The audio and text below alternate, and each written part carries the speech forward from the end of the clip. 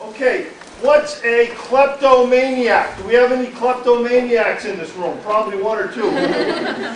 If you're a kleptomaniac, get professional help. I'm serious. It's a very bad thing to be. Okay, did we have a question? What's a kleptomaniac? Steals compulsively. Steals compulsively. Your name, please? Kelly. Kelly? Okay, good, Kelly. So klepto refers to taking something that's not yours. So what's a kleptocracy? Your name? Paul. Paul? Form of government? A form of government. An ocracy is a form of government. What kind of government do we live in? Democracy? I don't think so. What's a democracy? Do we live in a democracy? Why do you say no? We live in a republic. Speak up. We live in a republic because we vote for our We representatives. vote for our representatives, so we don't have a pure democracy. According to your interpretation of Diamond, what would be a pure democracy? Where can you have a pure democracy? Can't. Anarchy. I don't know. Mary? In a band. In a band. Don't you think probably? You don't like the leader, well, it's pretty easy to get rid of him, and you know pretty well what's going on because there's only 20 or 30 folks. Got a pretty good. So what do we live in? A republic? That's good. What would the cynic say? Kleptocracy. Ooh. Let me take one step back and come back to you. One step back. How much money do you have to make to be a senator, to be elected a senator? Well, I'll give you a clue. Everybody who's a senator was a millionaire before they went up, more or less. Or certainly had millionaire friends. So, is this a democracy? No. What do we call the rule of the rich? Aristocracy. No. What's an aristocracy? Yes, ma'am? Government of aristocrats. Government of the hereditary upper levels. So, some might argue, you know, that with George I and George II we're doing that. I don't know, but not exactly. Maybe. What's the rule of the rich? Okay, it's a plutocracy. How many think we live in a democracy? Nobody? How many think we live in an aristocracy? Couple? How many think we live in a plutocracy? Yeah. How many? Any other suggestions? Yes? Kleptocracy. Nick, I want you to defend from recent events on the news your position that we live in a kleptocracy and your buddy next to you. Well, I'm getting taxed, and I don't. But of course, taxes. I don't want my money to be spent blowing up innocent Afghanis, and I don't have any control over that. They're taking money and But you are getting a SUNY 3/4 of or half your education paid for by the state, right? This is true. Okay, so it's a different issue. They're What giving you're me back saying is a some, good but issue, but it's a different one. They're giving me back some, but they're not doing what I. Yeah, but no government can give every single member of the government exactly what they want. It doesn't work that way. An interesting thing is that I just read this in the New York Times, that the people who were screwed out of their retirement funds, the regular working lower down folks, the upper guys, did they lose? No, probably not very much anyway. Maybe nothing at all. But they didn't tell the lower guys that were in trouble. They just took their money and split and told the lower people to hold on to your stock. It's going up. How could it go up when they're taking all their money out of the account? So, yes, indeed, that's a very good example that we still live. Now, that's not exactly a kleptocracy because those guys aren't the rulers. Now, they're kind of cozy with the rulers, right? It seems to me. But what I want to say is that the poor people, the lower down people, the less powerful people, cannot do not have as much legal right to go back and get their money back from the Enron executives who might have gone off with $100 million in their pockets, which might provide the pensions of, well, most of the employees down below.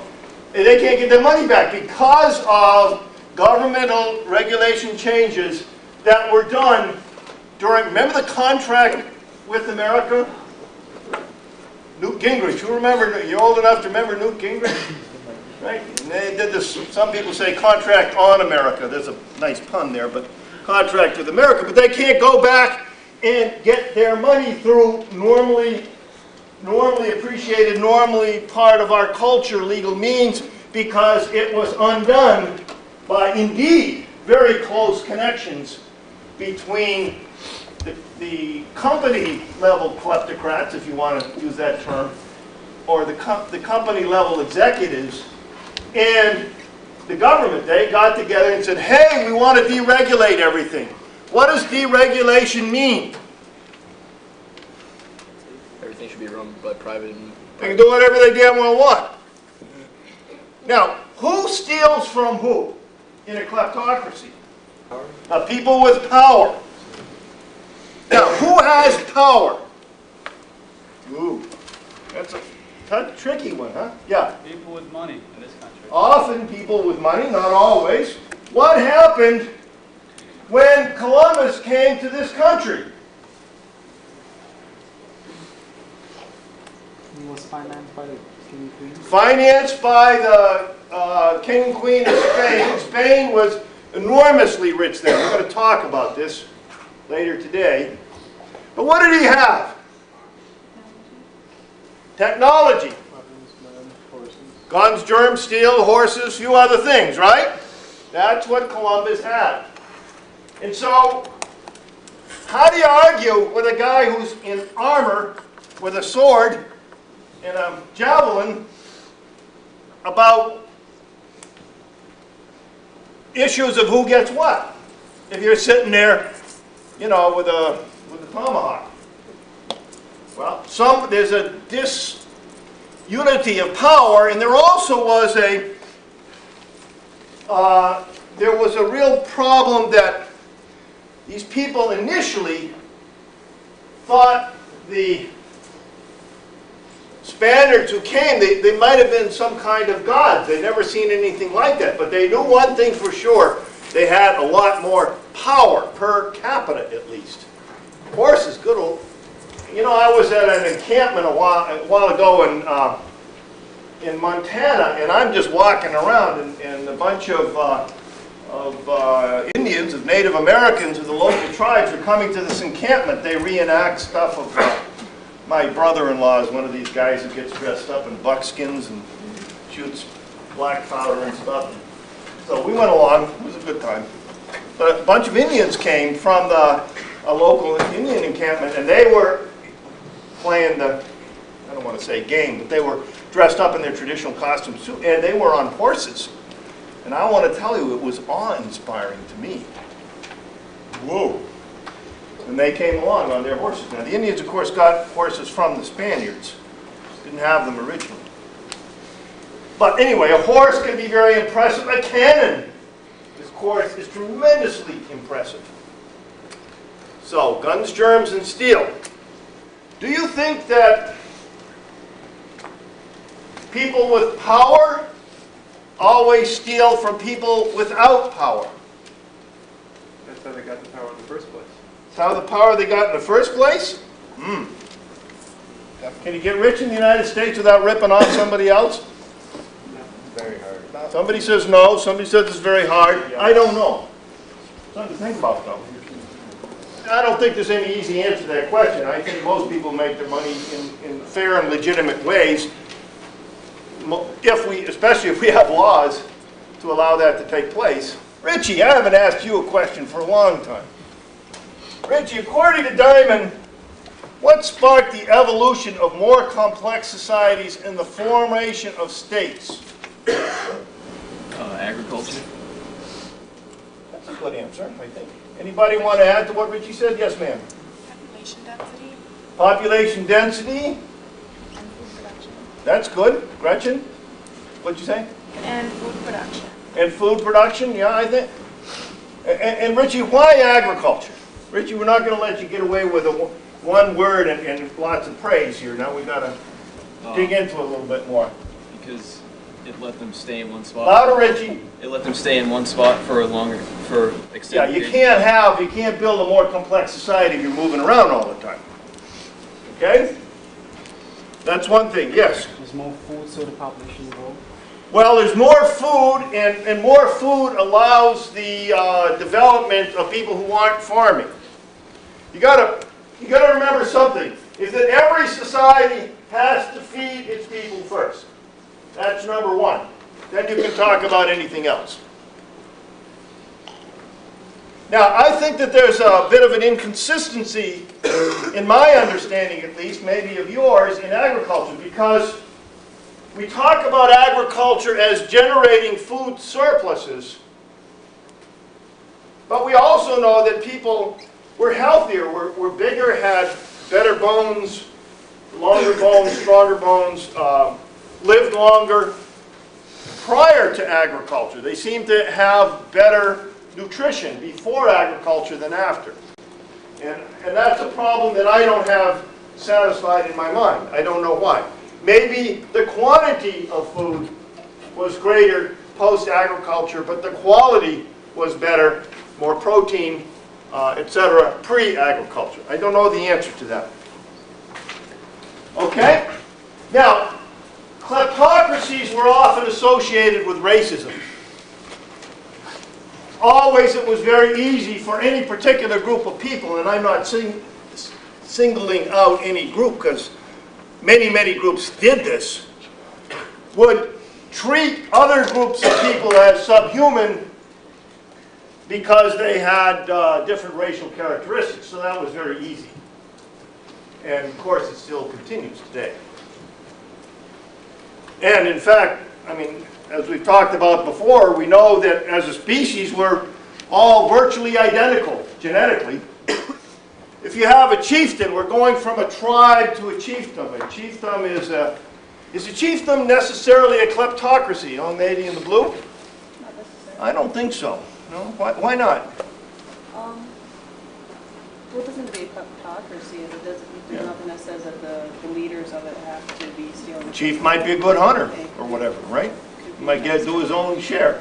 Or, in this case, a chieftain, really wealthy communities such as we have of Native Americans in the Pacific Northwest, where these enormous numbers of migrating fish would come in. And there were a lot of other animals in the forest and so forth.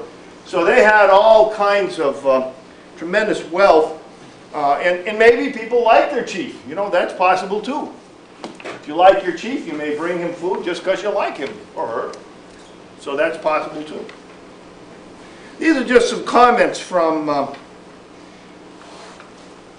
that kind of struck me from Diamond. The difference emphasizes much more of one function than of the other.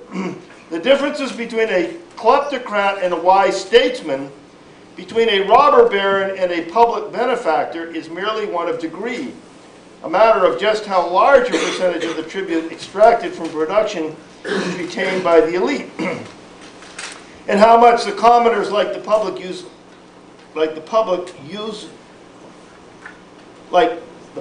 uses to which the redistributed tribute is put. So, does George Bush go out and President of the United States, whoever he is, Clinton, Bush, any of these guys, do they go out and grow their own food? No. Do they make their money in private industry? Not particularly. So we are willing to, maybe you're not, but as a nation we're willing to give our taxes to our representatives in order to have good government.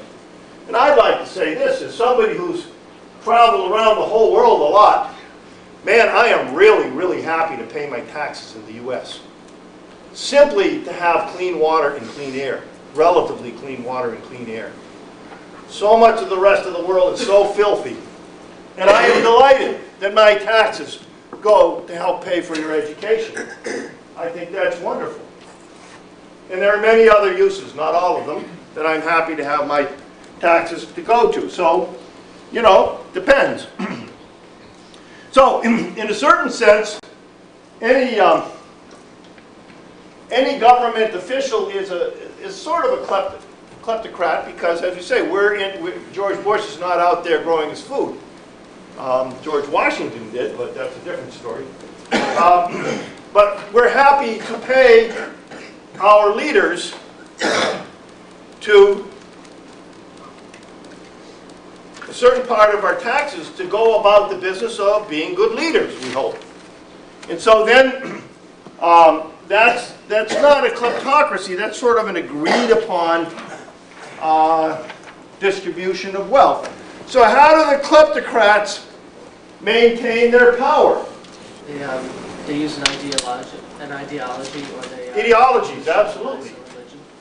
Such as religions, absolutely. Okay, what are ideologies?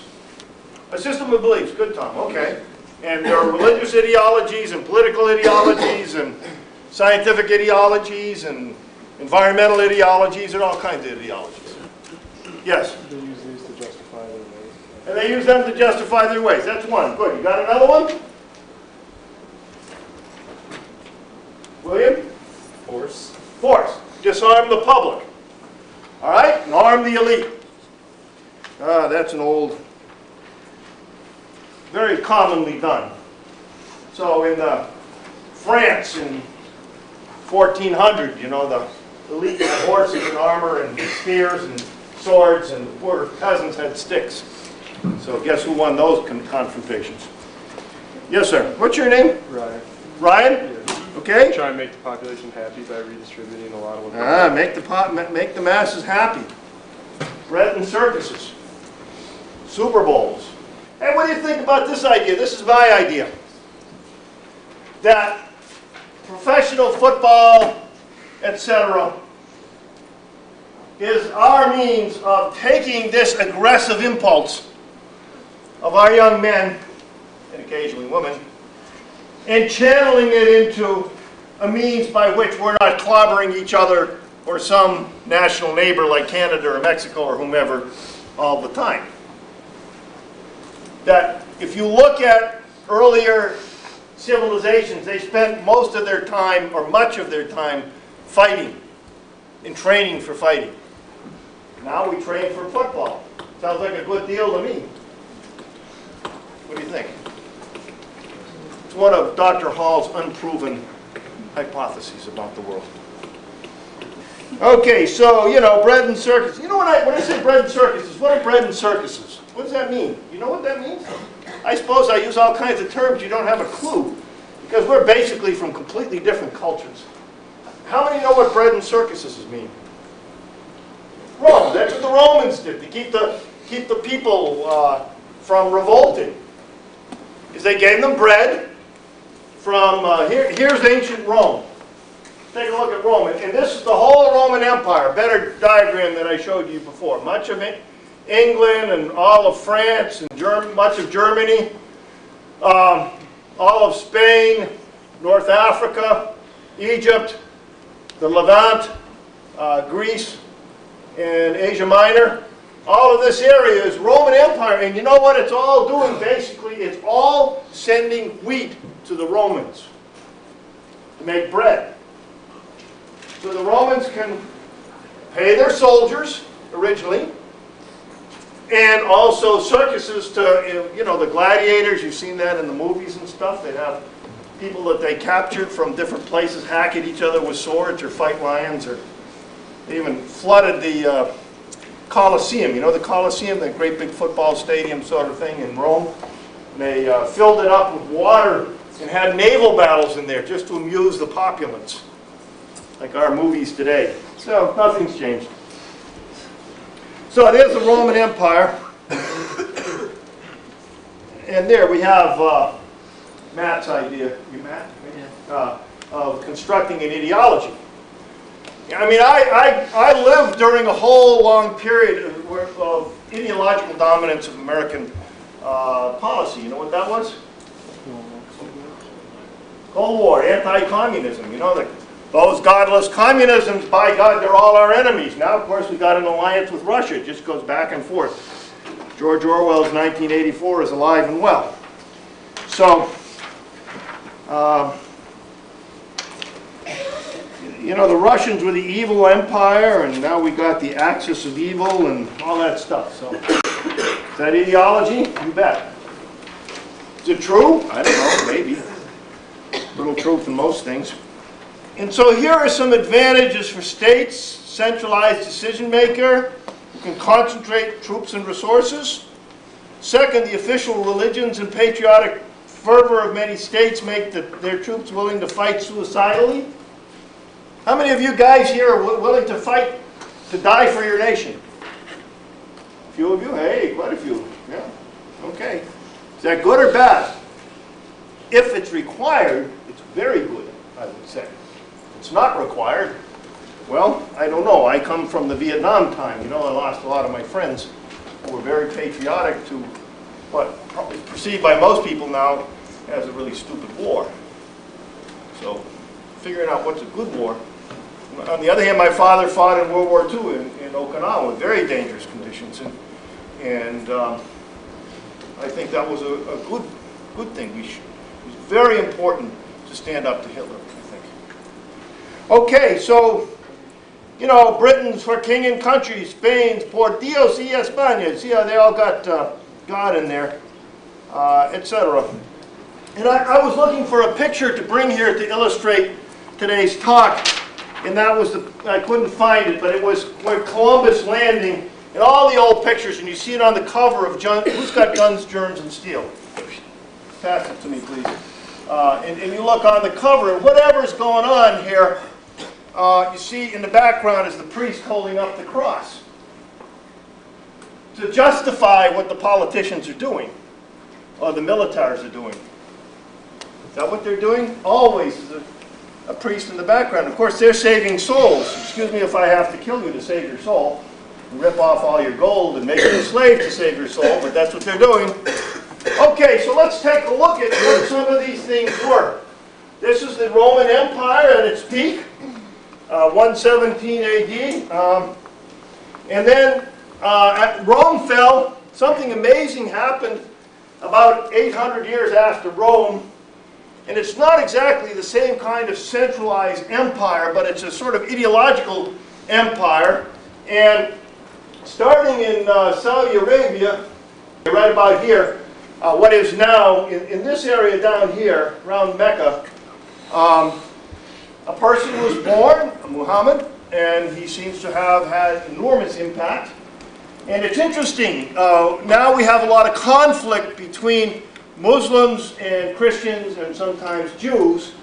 And from this perspective, though, they all descend from Abraham. They all trace their lineage back to Abraham. So these are people who should be brothers. And so, of course, we have in Ireland Catholics fighting Protestants as we speak and all this kind of stuff. So nobody seems to get together just because they happen to be worshiping the same God. And it's often used to justify, of course, what each does. What we have here is talked a lot about social organization. Were these kinds of increasing political structures required by demographic expansion? Were they required or were they enabled? Maybe they're required. I don't know. I don't have a good answer on that one.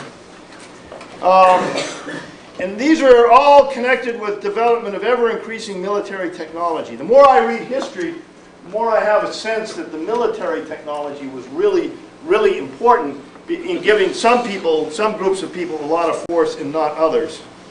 And continued demographic growth and geographical expansion. Well, this is not exactly expansion, but it's an expansion of a culture that was very important. And the Muslims did something incredibly important for Spain, for example. Originally, the Muslim religion was spread by the sword, but that didn't last very long, basically. It was spread a lot by traders. All the way to the Pacific over here somewhere, by Muslim traders. And what they were often very, remember our numbers, we call them Arabic, because at the time that Europe was really in the Middle Age, Dark Ages, and there was really quite a small amount of learning, we had in many of these Muslim environments and non-Muslim environments in this region, tremendous development of ideas, such as our system of counting. Can you imagine doing your homeworks now using Roman numbers? Roman numerals would be impossible. So all of our important mathematical terms came out of the Arabic world at that time, because words like algebra, words that begin with AL and algorithm and so forth, those are all words from the Arabic. So these people did very clever things, including they went to the monsoon climates of India and took a whole new suite of plants and brought them to Spain. And what this did was all of this region here basically had what's called a Mediterranean climate, which is a winter wet, summer dry climate. And over in India they had a monsoon climate, which is the opposite, a summer wet climate. And what these traders did was they brought all kinds of very important plants to, for example, Spain and to North Africa, and essentially doubled the agricultural productivity by using irrigation along with these different species of plants. So this made Spain very, very rich and enabled, for example, Ferdinand and Isabella to pay for Columbus, and we're going to be talking about what that means.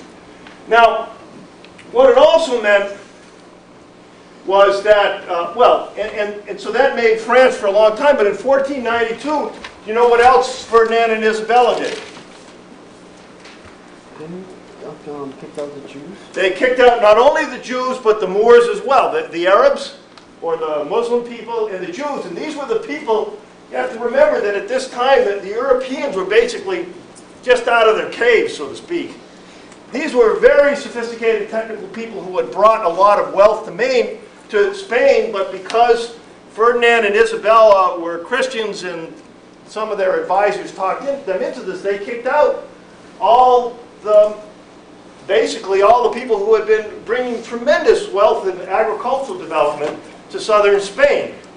And that began the process of the destruction of the Spanish as a powerful force in the world, except, of course, for all the people that are left in Latin America. Now, at that time also, it gave a large impetus for Spanish people to leave Spain and go to the New World, which, of course, Columbus had just discovered in 1492. He sailed the ocean blue, right?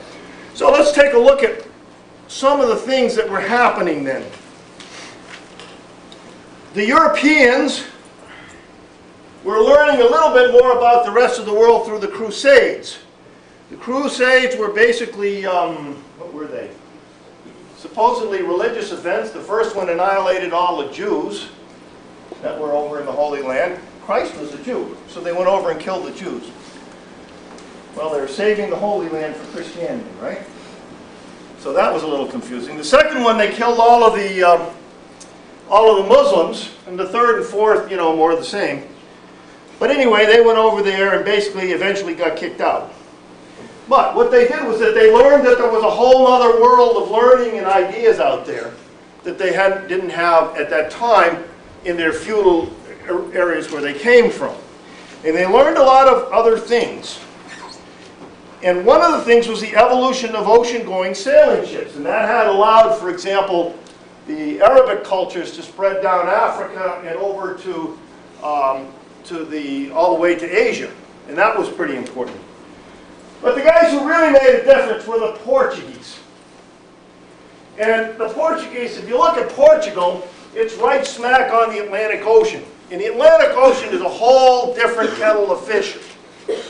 In terms of sailing compared to the Mediterranean. And what they did was they had to build very, very tough ships. The Nina, the Pinta, and the Santa Maria were very small ships. Not a whole lot bigger than this room. A couple of these rooms, 3 of these rooms stuck together. But they were really, really strong because they learned how to take oak and make these ribs on their ships and put things together. Really tremendously important. And that had also another impetus that was very important, because when the Portuguese began to go, first they went around Africa learning how to exploit the trade winds by sailing out into the river and out into the ocean instead of going directly in the wind going down the coast of Africa. When the Portuguese got into the Indian Ocean, they found that all the trade was owned by the Arab traders. And they wanted to steal it, speaking of kleptocrats. Well, they had a real tremendous advantage in that they had big cannons. So they put cannons in their ship. So instead of the old ship warfare where people just attacked each other and had it out on the decks, they were able to stand off at a distance and blow each other up with cannons. Well, it didn't take very long for the Muslims to figure out they should do that, so they put cannons in their ships. But they weren't built as strongly as the Portuguese carracks were, and caravels. And when they ignited the cannons, because of Newton's third law, they were as likely to destroy their own ship as the ship they were shooting at. You understand? Half the force goes this way, and if your ship isn't very strong, then you're just, the cannon's a projectile and went through and would destroy their decks and masts and people and everything. So, because of this accident that the Portuguese were on the Atlantic and learned to build these tough ships, then they had a sort of a pre-adapted ship for cannons, and then all of a sudden the Portuguese were taking over the world for a while. Then the Spanish, well, then Columbus, who was an Italian, was educated by Prince Henry the Navigator in Lisbon. He went to Lisbon to get his navigating skills. Columbus was an amazing, amazing seaman. He was a son of a bitch too, but we've got to give credit where credit is due. He was an amazing, intelligent, and courageous person. And he learned about these ships, and he went over and found the New World. Now, he went there 4 times and always thought that he was in this area here. He had no clue that he'd stumbled into a whole different suite of continents. And so, the Europeans all of a sudden took off. The Europeans took off for a variety of reasons, perhaps the most important of which was the development of the movable press, of essentially printing, making printing cheap. So ideas could spread very rapidly. And you get some of this from guns, germs, and steel, that the Europeans didn't invent hardly anything. For example, the Chinese invented gunpowder and probably making cannons too. In fact, they did invent making cannons, but the Europeans would steal the ideas and perfect and perfect and perfect. And so the net result was the Europeans started spreading all around the world, and basically, I went last year, I went to an old Portuguese fort right there. So the Portuguese took over all the Indian Ocean, all the trade, and nobody could sail there without paying a big tax to the Portuguese because they'd blow them out of the water with their cannons and their strong ships. So here we have Columbus, and all of a sudden Columbus comes sailing in to a world that was like this. And here we have people living within an incredible, wealthy environment, tremendous amount of game, perhaps nearly as many wild animals as there are people now in the United States. And people that lived in small groups of bands, they had their cultures there. The horse allowed them to increase their exploitation of the bison. And so we have 200 years of really tremendous situation for these people. And then the Europeans came in and basically killed them all. Well, there's 1 million Native Americans left in the United States, but we don't have real good numbers. But basically, That's what happened. The cultures collided. My ancestors and many of yours came in and simply killed the people and stole the resources. Is that a kleptocracy? Howard Zinn would think so. Okay, see you Wednesday for discussion. Be ready to argue with me. I love it.